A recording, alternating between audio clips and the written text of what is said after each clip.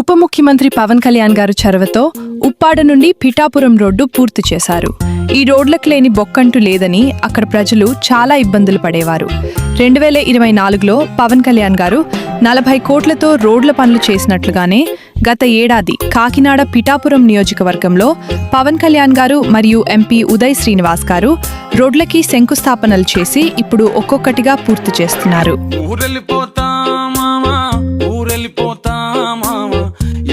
బస్సెక్కి మళ్ళీ తిరిగెళ్ళిపోతామా, ఊరెళ్ళిపోతామా, ఊరెళ్ళిపోతామా, ఎర్ర బస్సెక్కి మళ్ళీ తిరిగెళ్ళిపోతామా.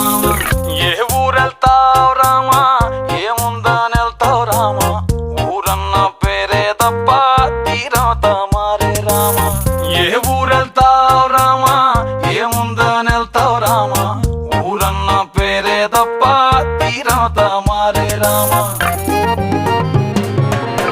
గోదావరి లంకల్లోన అరిటాకు నీడల్లోన ఇసుక తిన్నెలు మీద వెండి వెన్నెల్లు కురువ, గంగమ్మ